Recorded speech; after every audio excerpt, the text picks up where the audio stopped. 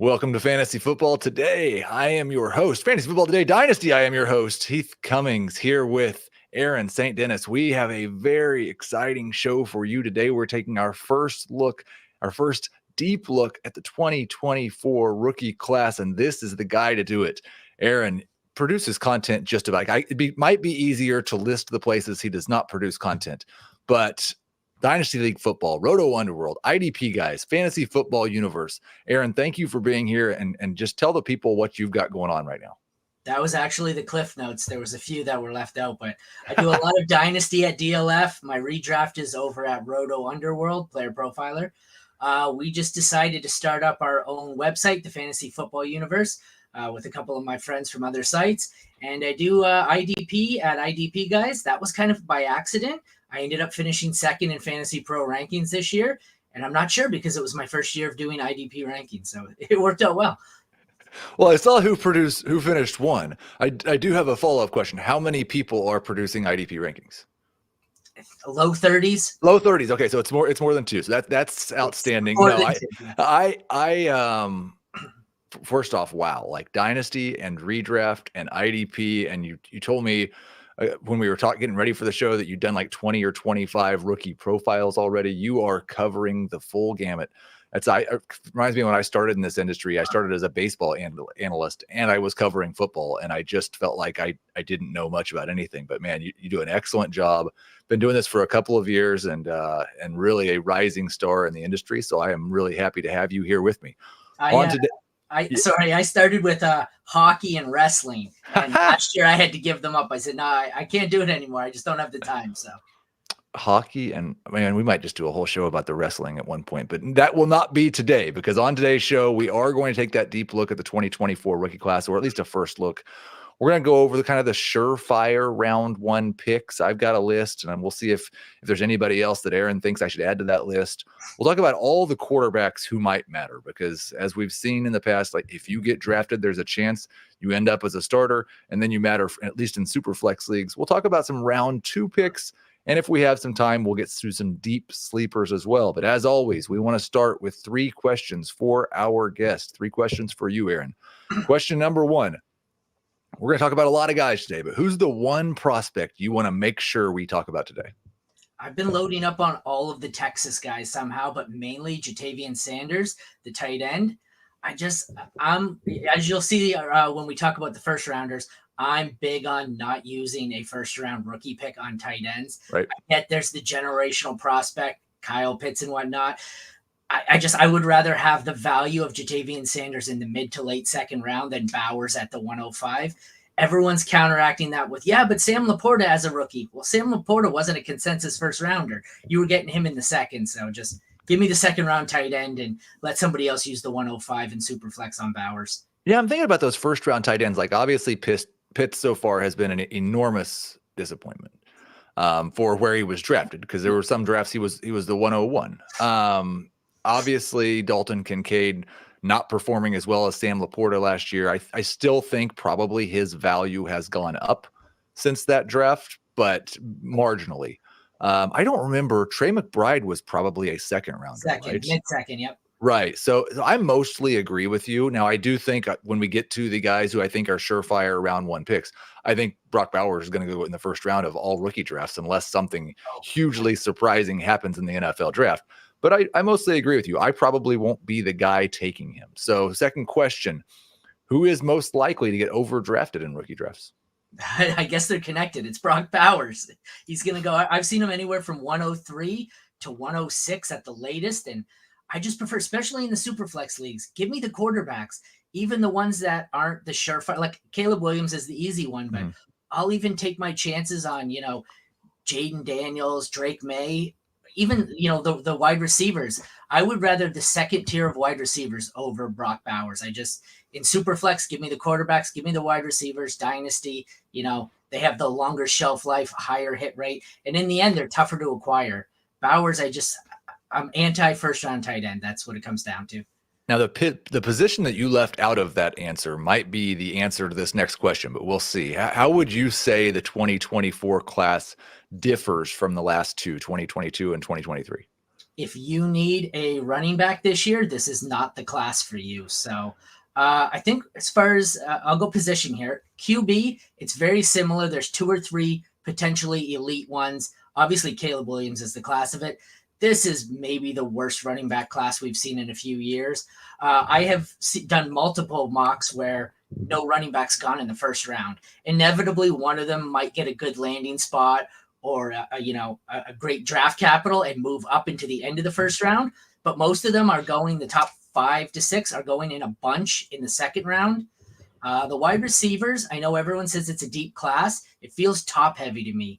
There's 3 or 4 really elites, and then there's a whole bunch of guys where they seem like when I do the rookie write-up, it says the same thing. Elite speed, not a great route runner, doesn't, not very, there's a lot of great deep threats. And then tight end, the class is, Brock Bowers is going to go in the first, Sanders in the second.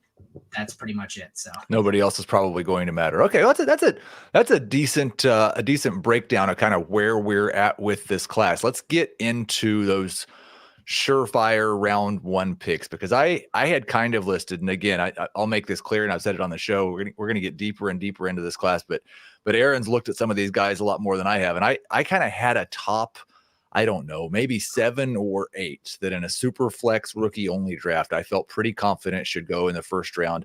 Probably like, unless something hugely surprising happens, but I've almost ruled out that happening. Like, based on what we know, these guys will be drafted high enough to be drafted in the first round of a super flex rookie draft. You mentioned Caleb Williams, Drake May, Jaden Daniels. That gives you 3 quarterbacks. Yeah. We've got 4 position players, 3 wide receivers and a tight end, Marvin Harrison, Malik Neighbors, Brock Bowers, and Rome. Dunze. Yes, there we go. And is there anybody I'm leaving off that list? I think Troy Franklin is the other surefire one where, there's 5 or 6 here that, depending on how the running back situation shakes out, like I said, they could push them up or down. But I think Troy Franklin's really the only one where I would say, no matter what, he's going in the first round as well. No, a follow-up question, then I kind of want to get into each of these guys. You mentioned that the running backs are all kind of going in round 2. Yeah. I find it really unlikely that by the time we get to May and we have landing spots, that we won't have at least a couple of running backs that end up in round 1. Like, there's going to be people who take running backs in round 1, right? Absolutely. Like I said, the group, I think we discussed this in the show sheet. We had Corum, Braylon Allen, Trey Benson, Jonathan Brooks, and Will Shipley as the top 5. I even included Bucky Irvin.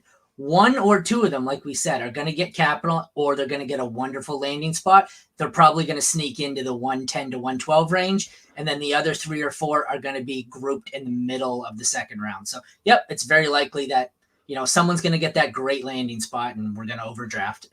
So now we look at those 3 quarterbacks at the top, assuming that, like what generally happens, Jaden Daniels, the guy we're thinking might be an early first round pick, ends up like let's say we go quarterback in the NFL draft. We're going quarterback in the super flex draft, I think, also, unless Marvin Harrison sneaks into that top 3, right? I am for sure going quarterback with Daniels. Drake May, I don't love as much. Right. Having said that, it seems to be 50-50. A lot of the leagues I've seen, Marvin Harrison's gone 1. Some people just don't care. And I know the argument was last year we had Bijan. He was a generational, so everyone took him over the quarterbacks. And the year before, everyone took Breece Hall as the 101. But the year before, what was the best quarterback? We had Malik Willis, who nobody really cared for. So it was all right there. But last year, if I went back and gave you the option to take the generational Bijan or take CJ Stroud or Richardson, wouldn't you much rather have CJ Stroud or Richardson right now? So I don't think you can take Marvin Harrison 101. It has to be quarterback, like you said. Well, that's what I wonder is what if we see Jaden Daniels with Ben Johnson? Does he have any chance of becoming the 101? I don't think so. I love that. I love where you're at with that, but I just think Caleb Williams is as close to can't miss. I think he's, it seems to me like it's a large gap. It's Caleb Williams, then a big gap to Daniels in May. Okay. So you have the 101 and you have 3 stud quarterbacks. You're trading down, you're drafting Caleb Williams, or in that case, you might be okay with Harrison. No, I'm trading down. I can't take Harrison. I have a friend who has the 101 and he's dead set on Marvin Harrison Jr. And I trade down. Like, he needs running backs. Trade down, get a later first round pick and acquire some form of veteran running back, a usable running back that you're not going to get in this draft. So yeah. Okay. I want to, before we move on to these wide receivers and kind of get into them, the lack of love for Drake May. What's your concern, and like what do you see as a most likely outcome in terms of, it could be stylistically or it could just be value wise, like where do you think he ends up as an NFL quarterback? It's tough to say. Like, I'm not down on him. I just think there's a considerable gap between him and Williams. He has some inconsistencies with footwork. He's got, and I'm the Sam Howell guy, but people are going to hate this. He's got some Sam Howell in him, and it's not the helmet scouting. He loves to take chances. He's a gunslinger. So I think unless he reins it in, he's got a lot of Sam Howell in his outcome here. Okay, so we've got 3 wide receivers on this list, and I guess you would add a 4th. Yeah. Is there a tier break within them? Is there a big gap between Harris and everyone else, or how would you tier? Let's say the top 4. We'll go ahead and include that one more as well. I would say it's not a huge tier between Marvin Harrison Jr. and Neighbors, but a slight drop, and then those 2 are the top tier, and then it's Adunze and Franklin for me. Considerably lower. So if you had that first pick, you'd be okay trading down to 3 and maybe even 4, depending on where Daniels lands. Just want to make sure, like, if you have the 101 and you're trading down, I want to make sure I'm getting Marvin Harrison or Malik Neighbors, right? Yeah, absolutely. Let me go down a few picks. If I think these quarterbacks are going to fly off the board, which they should, let somebody else take Brock Bowers. Maybe you could even go down a pick later than that. Give me Neighbors and a pick, or if I needed the running back, Neighbors and a veteran running back. I could even be convinced if I had to go down as far as Adunze and Franklin. I don't mind it.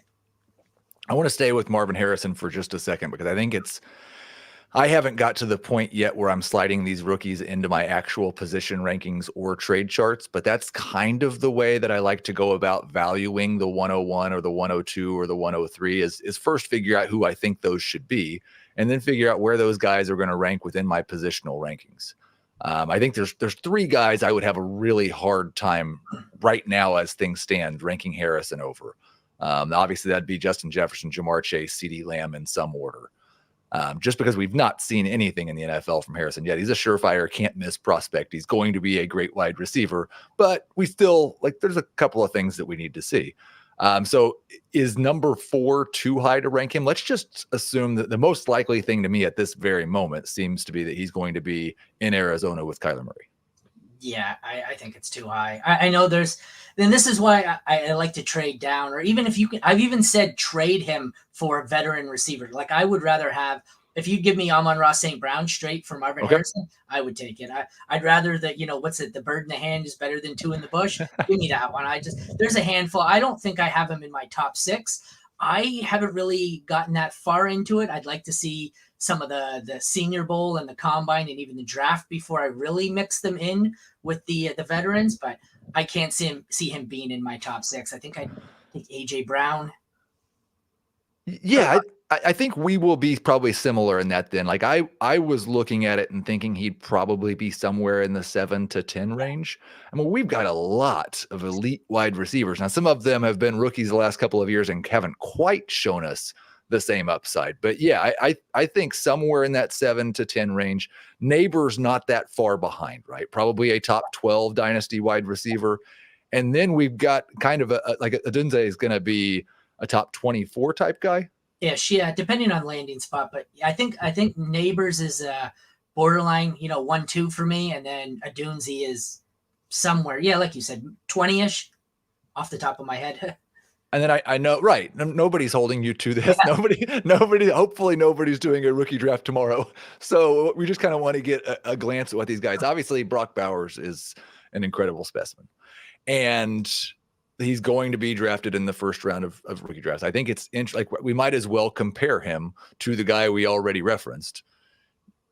You'd rather have him than Kyle Pitts? That's an ugly question. Why are you gonna go there, Heath? Do I want Kyle Pitts or Kyle Pitts 2.0? Give me Kyle Pitts 2.0. At least maybe there's the chance that we beat beat the odds there on Bowers. So yeah, give me Bowers. You mentioned Troy Franklin as the other guy that you would add into this group. So he's considerably closer to Odunze for you than any other wide receiver in this class. Yeah, even him. I think Odunze is solidly by himself, and then there's a drop to Franklin. It seems like that Franklin group after that, what do we have? Adonai Mitchell, Brian Thomas Jr., Xavier Worthy. There's a whole bunch of them where they have the same prospect. Big, fast guys, great deep ball threats. They all say the same thing: limited route tree, inconsistent routes. Right. They all seem to have the same strong suits, and then the same flaws. So. Now, you talked about the big, fast guys. We've seen kind of a switch the last 3 or 4 years to where size hasn't seemed to matter quite as much. We've got a lot of smaller wide receivers and even a couple of smaller running backs who have come in and made a really big impact in the NFL. With this class, does that trend get reversed a little bit, do you think? The better guys are going to be the bigger guys this year? Yeah, for the most part, I don't think any of the top 8 or 10 they're all big, fast alpha types. I think the highest would be Ladd McConkey, maybe I have him, I think, at 10, and he's more of a New England Patriot, Wes Welker slot receiver type. Malik Neighbors is only 6 foot, 200 pounds, but even that's not small. That's a giant compared to some of the guys who have come out and turned into stars over the last couple of years. Yeah, and you have to temper those measurements. Like, I don't know what they're putting down in the water at Mobile, Alabama, but every receiver and every running back has seemed to have shrunk 2 inches this week come measurements. So it's amazing. I don't know how it happened. I would love to. We need to do like a 30 for 30 just on that. Yeah. All right, let's take a short break and then we'll get into the position that, we had this argument, do running backs matter in this class? It sounds like they might not, but there's a lot of teams that need running backs, and a lot of them are going to be drafting at the end of the first round, probably, with the way some of these veterans have aged out recently. We'll be right back. Okay, Aaron, so we've kind of broken down what you would consider the top 8, the guys who are going to go in the first round. We mentioned that there's going to be a couple of running backs in the first round. We just don't know who they're going to be because there's not really an elite prospect. So we've got 5 running backs here that we kind of put in that top tier. And you can tell me if you think I'm missing somebody in the top tier, or if you think maybe a couple of these guys are a little bit separated. But we've got Braylon Allen from Wisconsin, Trey Benson from FSU, Blake Corum from Michigan. Can we just pencil him into the Chargers right now? Austin Eckler replacement for Jim Harbaugh? Sounds about right. Jonathan Brooks out of Texas, and then Will Shipley out of Clemson. I'm not worried too much about the order that we've got these guys in. No. But do you think, is this the top 5, and are they similarly valued for you? I have Bucky Irvin in there. I think they're all similarly valued. I think, sadly, the best one might have been Trey Benson, but the injury history, I think, is going to hurt him. But yeah, they're all similar. And like I said, I have Bucky Irvin in there. And we don't see any of these guys until round 2. How many of these guys do you think go in round 2 of the NFL draft? The NFL draft? One or two? Yeah, I was having that conversation the other day about how many do we see in day 2 period. I think maybe we see one squeak into round 2, maybe 1 or 2 more. Like, this could be, I don't know what the lowest amount of running backs we've had go in the first 2 days. We might break that record. Like, there might be 2 or 3 by day 2. And that is really interesting because, like I said, we've got a lot of running backs who have been top 12, top 20 performers who are either at the end already, or by May, we're going to think they're not producing fantasy points anymore. And so if we also don't have a bunch of high-end running backs coming in, I think that's going to leave an opportunity for some day 3 running backs to really have big rookie years. Yeah, if I need a running back, trade some of these wide receivers. Like, if you don't need the wide receiver, you don't need the tight end or the quarterback. Trade some of these guys for the FOMO. People want that first round pick. Trade them for a veteran, not even a veteran. Some of the younger ones, you'd be amazed what you can get for Marvin Harrison Jr. You can pretty much get any running back you want for him. And if I need the running back, give me the running back, because you're not going to get him in this draft class. There's some scary ones, and like I was saying earlier, you've got 5, 6 if you include Bucky Irvin, and this is going to come down to, it's not talent, it's whoever gets the best landing spot in capital. That's the one everyone's going to fall in love with, and that's who's going to go in the first round, but it doesn't mean he's the best. Like you said, if Blake Corum follows Harbaugh to the Chargers, he's going to go in the first round. Doesn't necessarily mean he's going to pay off. So it's really scary. So you mentioned Benson as, kind of maybe the most talented, but the injury concerns are probably going to knock his draft capital down. Who would you bet on being the first running back drafted? Braylon Allen, that's a tough one. It depends on how gutsy the Chargers get here. Braylon Allen, I think either one, Allen or Corum, goes at the end of the second round somewhere.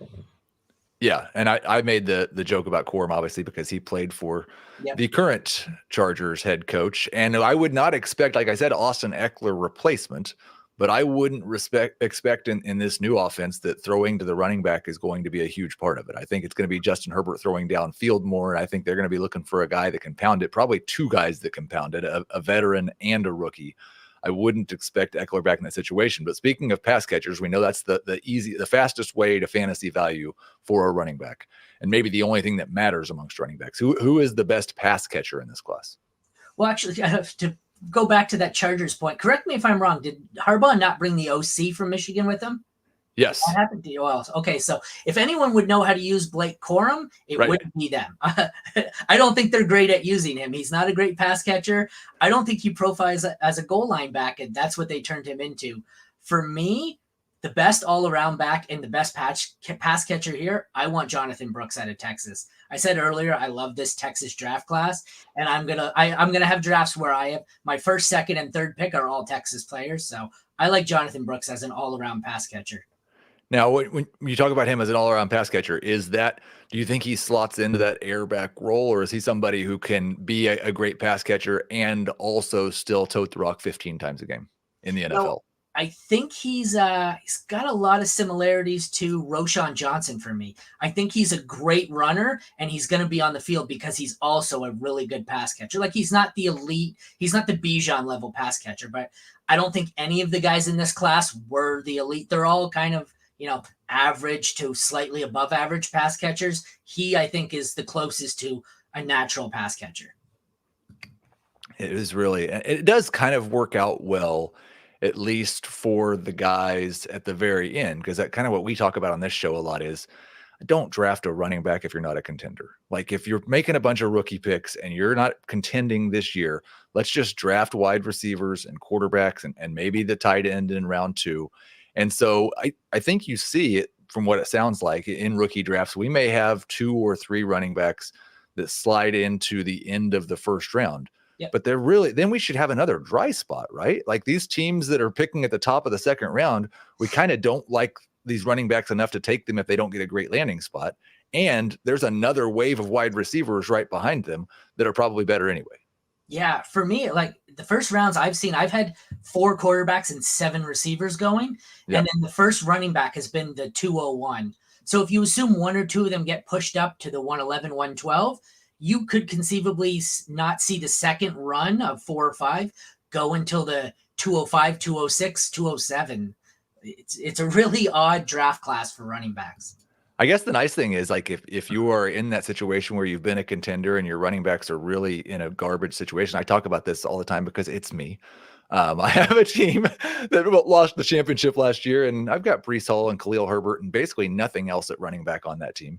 I don't know how I made it to the championship, but you might get 2 or 3 cracks at drafting a top 6 running back from this class just because there's not a lot of guys that are going to get excited about. Let's talk about the next round of wide receivers. So I had Troy Franklin in this group. You would not, but who would kind of the wide receivers, if somebody's going to double up at wide receiver and they got one of the elite guys early, who are the early second round wide receivers for you? My co-host on my show calls him Troy Franklin too. There's something about his name. It comes out as Franklin every time. Franklin. So, it's Troy Franklin. That's pretty much the exact group I have here. I like Adonai Mitchell. I also added in, you do have Brian Thomas up there. That's pretty much who I have. The one I've seen who's been falling, and I don't know why, this seems to be just the personal preference group. Keon Coleman has been the one falling to the middle or late second round in all of them. And I'm not sure why. It's a pretty balanced group, but Adonai Mitchell is the guy for me. 6'4", 196, allegedly. I know he's a little slower than this group, but the rest of them seem like they're primarily going to be deep threat speed guys here. the one trick pony type. And I think he has the best all around skill set. Although, like all of them, his route tree is a little limited and he has some deficiencies in it and needs to work on it. But I just think he has the most all around talent. So if these 5 guys are not 5 because you take Troy Franklin, but man, it does just come out that way, doesn't it? So if Mitchell's gone, you're okay trading back a couple of spots because you don't see a huge difference between Coleman, Thomas, and Worthy. Is that right? Absolutely. This is going to be one of those times where I'll trade back a few picks a lot in this draft to acquire extra capital, because to go back to our running back point, if you need a running back, this may be the draft to trade back for a similar tier, get later picks, and just stockpile those late running backs and hope that you hit on the Kyren Williams, because I don't think the second round running backs are any more likely to hit than whoever emerges in training camp out of, the later running backs. Do you feel like like we're looking here, kind of what is the top of the second round, but also those running backs, 3 or 4 of those running backs we just looked at will be there in the second round. I think Sanders, the tight end you brought up earlier, he's probably going to be available there in the second round. How do you feel about this second round compared to usual? Like, are you trying to actively acquire second round picks right now because you want to get several of these guys, or are you more willing to deal your second round pick for a veteran starter? If I have a second round pick and I need a tight end, I love Sanders here. It all depends for me on what happens here in the draft. If the running backs get pushed up, I don't mind having some extra seconds because I'll scoop up the receivers that fall. I don't really love this second round in general. Like, I know we said it was a loaded draft class. I don't really feel that way. Last year, I noticed there was a big drop off. I think we would all agree around the 110 in rookie drafts. It's very similar here. Like, it's loaded to 106. Then we have the second tier of receivers that take you to about 109, 110. Then it gets dicey with, the third tier of quarterback, the first tier of running back. It's really scary. I think this is going to be a good draft to have the late picks, not necessarily the second rounders, but turn the second rounders into a lower pick in the second and a late third rounder, like I said, to load up and try and find the Puka Nacua or the Kyren Williams here. Because I think once you get past the 110, there aren't really many standouts. And you see running back, wide receiver, there's just large groups of guys clustered together, all with very similar profiles. I think it's like that's going to be one of the more fascinating things. I don't know if you've seen anything that kind of points towards this yet, but you mentioned the names Puka Nacua and Tank Dell. Like, we said there was a big drop off after 110, and it turns out that there was a big drop off because there were 2 guys going in the third round that were better than anybody that was going to go 111 or 112. I wonder if those hits are going to cause people to value these mid-round rookie picks a little bit more, thinking this sleeper that I like could be Puka Nacua or Tank Dell. Absolutely. The FOMO will set in and everyone will be an NFL scout and they say, I know the next Puka Nacua. All those guys you see on the receipts afterwards where it was, I knew Puka Nacua. I called this during the draft. I knew he was going to be awesome. Well, most of you didn't. So that's going to be the case, though. You're going to see the third round pick. You're going to see a lot of trading down. The second rounders are going to turn into later, and people are just going to be stockpiling. So everyone's going to have their 5 Puka Nacuas. Yeah, well, and I think also like that might be a good way to try for contenders to acquire low-end veteran starters, running backs that are over 28, wide receivers on the wrong side of 30. Yeah. Like, take this late second or this early. Remember what was found here last year? Yep. You know what you can get with a second or third round pick? I will say, you mentioned like there weren't that many people right about Puka Nacua. We had on this show last April, last May, Puka's name was mentioned several times, and it wasn't me, but Tank Dell was mentioned by me a lot. Yeah, and I think Jacob Gibbs as well. Yeah, yep. We may go back through there and just so we can give all the flowers to everybody who deserves it. But I'm going to give you a chance in about 15 minutes or so to kind of call your shot. And we're going to be saying next year, remember in January when Aaron came on FFT Dynasty and said this guy was his favorite sleeper, and then that guy is going to be a league winner in 2024. How does that sound? The perfect. Sounds great to me. Let's take one more quick break here. And then I want to get into the other quarterbacks. Like we talked about the top 3, but we have seen over the last few years, some later round quarterbacks that did turn into valuable assets in super flex leagues. So let's talk about the other guys. Okay, Aaron. So we've talked about the top 3 quarterbacks. My first question is just what other quarterbacks do you think actually get a chance to start in the NFL? You're going to blame me and accuse me of homerism here, but my Good. QB3 is actually JJ McCarthy, but I'm a Michigan guy.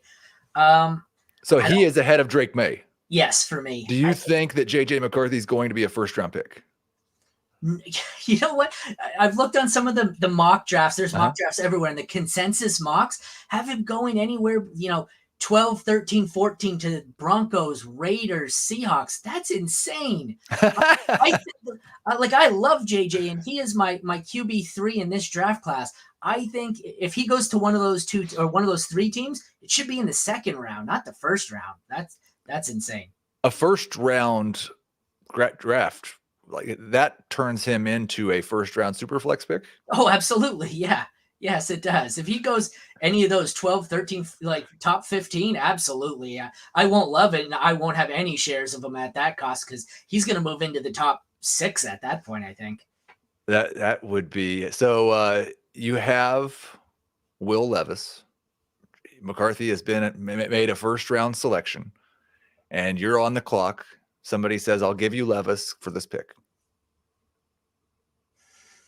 I don't want Will Levis, so pretty much anything for Will Levis, and I'll take it. But yeah, okay. So you neither one of these guys. You don't think like I asked who's going to get a chance to start in the NFL, and McCarthy is actually somebody who you think is going to get a chance, but you're not super excited about him turning into a top 20 fantasy quarterback or anything. You know where I'd like to see him? I think he needs to sit a year, kind of, or even 2 maybe, get the Jordan Love treatment because he's still a relatively young prospect.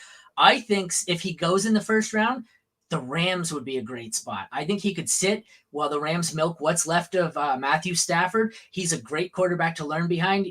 How many quarterbacks have been in the league longer than Stafford? I think that's a great spot. I think he could develop there, and he could really have potential. It might be the Jordan Love 3-year plan, though. Well, the nice thing about it is for you as the homer is you could still get him and not have to spend a first-round pick on him. Because if he goes somewhere where he's obviously not playing this year, then I don't think we see him in round 1. Speaking of quarterbacks in round 1, Toronto Dave in the chat says Bo Nix might go round 1. I have seen mocks that show Bo Nix going in round 1. Man, he's been around forever. Yeah, he was my next one. He was next on my list. But so he probably gets a chance to start in the NFL, right? Probably more likely a second-round pick. Yeah, he feels like Stetson Bennett, Max Duggan last year. Like you said, he's been around forever. I don't know if the ceiling's there. I feel like he's going to be drafted. I don't know if he ever sees the field in the NFL. Are there any other quarterbacks who you think actually do see the field in the NFL? No, not really. There's an outside chance. Like I know I'm not in on Spencer Rattler. Michael Penix has some intriguing qualities to his game. He's a very large left hand. Yeah, great. Extremely large hand. Yeah, they're huge. I seen them measured yesterday.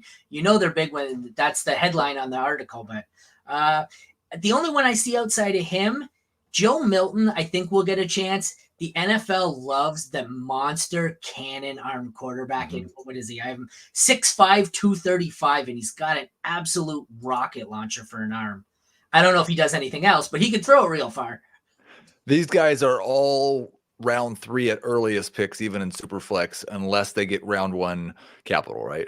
No, I've seen I've seen JJ and Bo Nix go in the early to mid second, Penix in the late second or third. Yeah. So I think you're going to see some of them sprinkle in mid to late second round, depending on draft capital. Like I said, one of them, if Bo Nix or JJ gets first round NFL capital, they're going to sneak into the first round of Superflex. So Jeremy says no love for Rattler. What's wrong with Spencer Rattler? That's my co-host. Get out of here, Jeremy. He's the guy who says Franklin.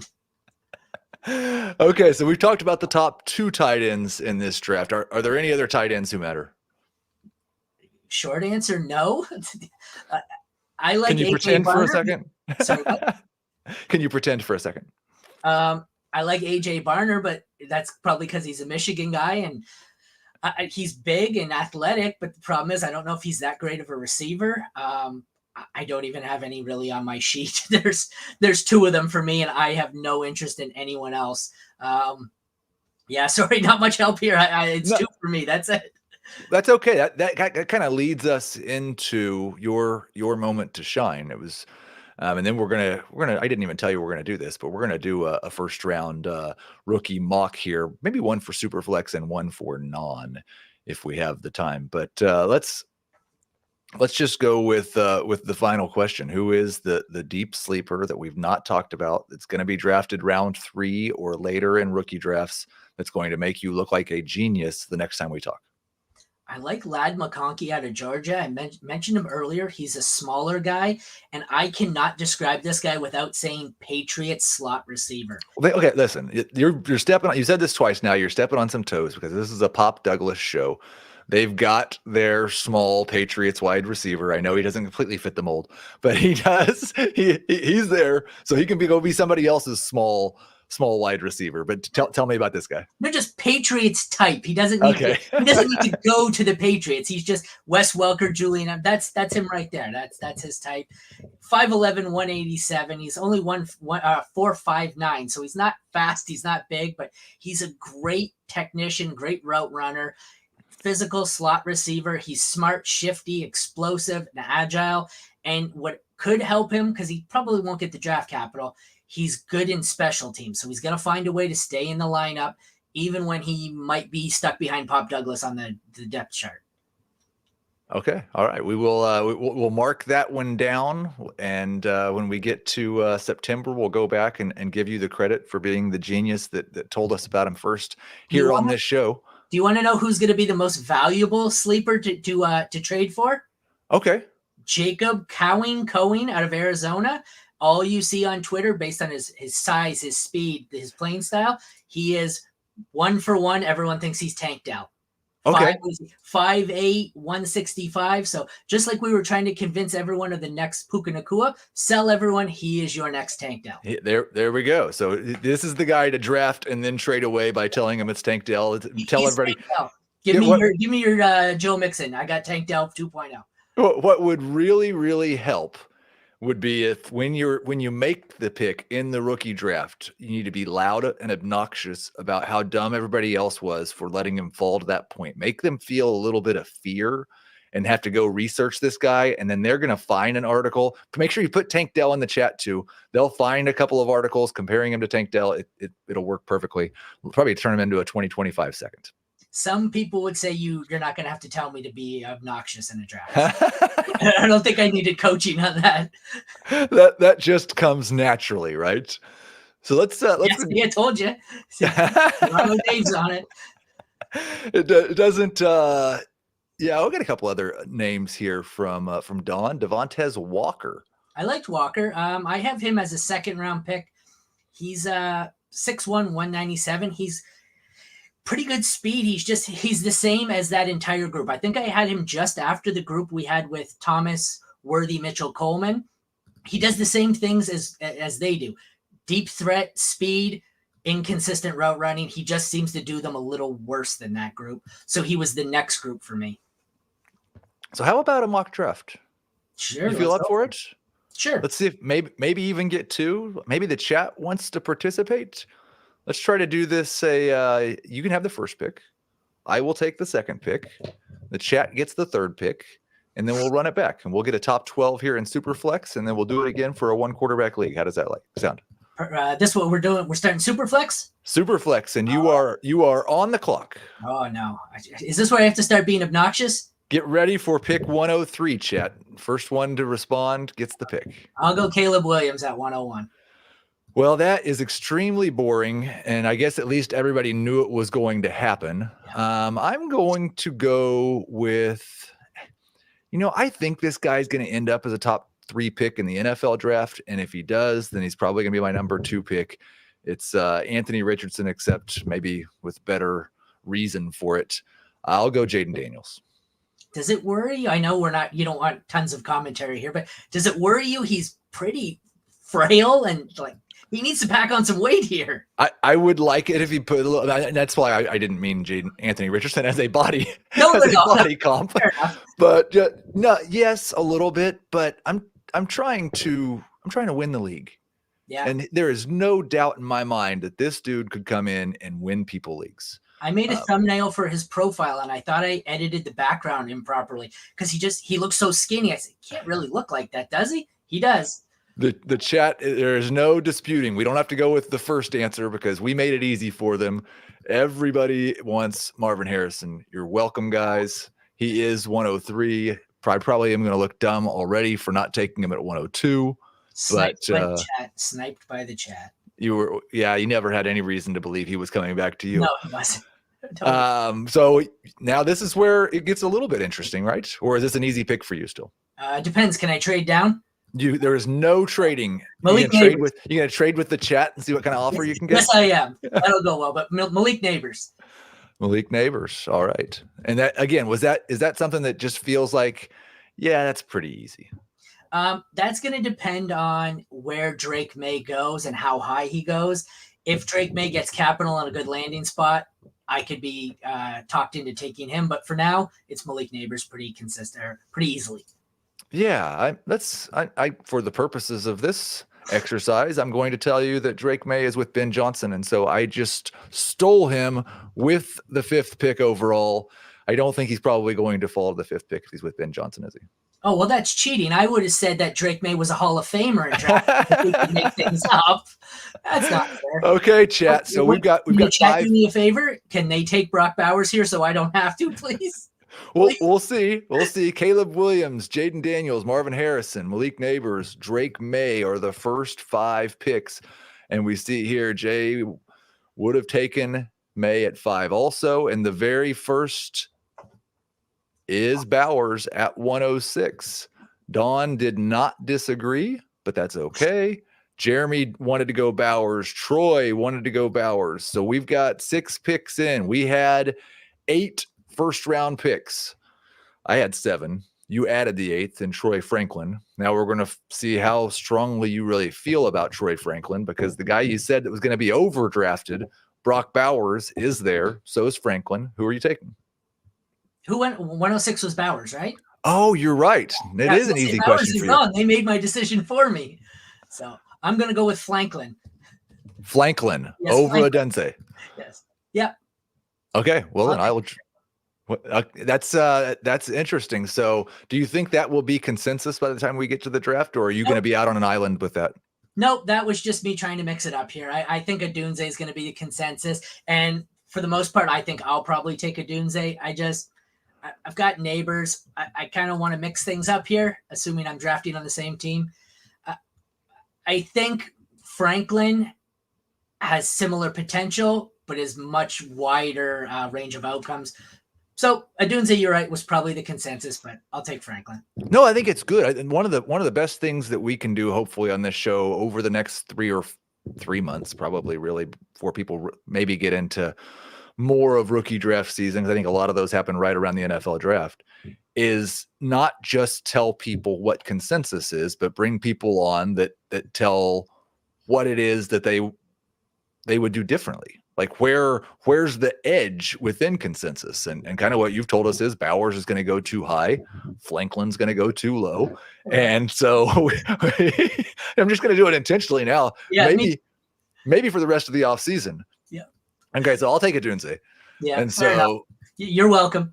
Thank you very much. I believe that puts us, let's see, 8 picks in. Caleb Williams, Jaden Daniels, Marvin Harrison Jr., Malik Neighbors, Drake May, Brock Bowers, Troy Franklin, Rome Adunze. And who does the chat want to take? Will Dawn? You're not getting a consensus from the chat on this one, I think. This is where it gets interesting. Yeah, well, I think a lot of the chat's like, I don't have any idea, so I'm not going to say anything at all. And James Joseph says he wants Kool-Aid. Don't we all? And we've got Toronto Dave saying it's worthy. That's certainly possible. Well, I think it's certainly done because he was the first one to respond. So Xavier Worthy goes 9 overall. I've seen Don F say Leggett 2 or 3 times. He scared me. He has this similar profile. He's might be the fastest wide receiver in the class. Mm-hmm. I liked him a lot better before the Senior Bowl when he was 6'3.5". Now he's just under 6'1". That scares me a lot. He seems to have shrunk considerably this week. So That is a real concern. That started to happen to me, but I'm 45. If that's happening to you when you're in college, that's a problem. So you get one more pick here. We've got 9 picks in. We got 3 picks left in our completely impromptu Superflex rookie only mock draft. The first 9 picks: Caleb Williams, Jaden Daniels, Marvin Harrison, Malik Neighbors, Drake May, Brock Bowers, Troy Franklin, Rome Odunze. How many people are going to be mad at me for saying Franklin, thinking that lots? Xavier Worthy. So who do you got here at 10? Worthy was the lowest of that group for me. I'm debating between Brian Thomas Jr. out of LSU and Adonai Mitchell out of Texas. I think this is going to be flip a coin. They're similar height, size, speed. I think I'm going to go Brian Thomas Jr., but it's for me right there. That's flip a coin. I don't think you can go wrong. And if I have a lot of leagues where I have those late picks, I think my plan will be to diversify and kind of alternate which one I need. So I've got some more breaking news from the 2024 NFL draft. Blake Corum was the first running back drafted. He was drafted by the Chargers to go be a workhorse running back, and he will be the 11th pick of our rookie only draft. Oh, wait, didn't you say the Chargers drafted Bowers? No. Oh, okay. Sorry. I thought you said the Chargers drafted someone else. No, I said Drake May was with Ben Johnson. Oh, okay. Sorry. I misunderstood. Yeah, I didn't specify where they are, but they are together. Okay. And so, yes, I've got Drake May with Ben Johnson, and I've got Blake Corum on the Chargers as a workhorse back. And I know you don't necessarily love him or the way they used him, but I do want to know if he's the first running back taken, and if he's on the Chargers, is he the first running back taken in rookie only drafts? Pretty easily, yeah. For me, it would still depend on where Jonathan Brooks from Texas goes. Right. But in that scenario, I think he's going to be your consensus your consensus RB1, and probably he might even find himself into the 108, 109 in that scenario. And so I don't know. It's been 3 minutes, so that one doesn't count. So we're trying to see who are. There we go. AD Mitchell.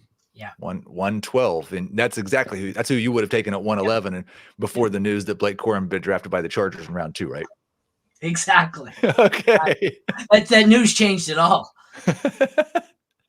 Hey, thank you to the listeners. You guys did a good job in the chat of getting me like timely picks and nothing too ridiculous. I really appreciate that. We will do it again maybe next week for a 1QB league, but definitely we're going to have a lot of rookie mocks. I'm scheduling a startup mock for tomorrow. And so that won't be here on the show, but it will be on the site. You should check that out. Make sure you go check out the Dynasty landing page. That's on the Fantasy Football homepage on the far right side. Right now, we've got rankings there. We've got tiers there. We've got mock drafts there. We've got mailbags. And we also have a link to each of the episodes of this show. So everything you need for Dynasty from CBS is there on the Dynasty landing page. Thank you, Adam. Anything for me. I appreciate that. I'll probably think of maybe a request that's even more beneficial to me for next week. Aaron, thank you for being here. Tell everybody once again where they can find you. I know we're going to go 17 more minutes because there's so many places, but I want you to give a chance to tell them. Did you cut out doing a second mock draft just so we could have time to list where I work? It's exactly right. Okay. Redraft content at Player Profiler, Dynasty content at DLF, IDP at IDP Guys. I also do Fantasy Pros ECR and their weekly sit starts there. I have my own site now with a couple of friends. The guy who was trash talking me in the comments there, Jeremy. We have a site and a YouTube channel for fantasyfootballuniverse.com. I think that's it. I also do some work over at King Fantasy Sports. And Jeremy is correct for at least the second time today. Aaron crushed it. You can also find him on Twitter at FFMadScientist. Thank you again to the chat. Thank you for everybody who's listening wherever you can listen to podcasts. We will talk to you next Tuesday.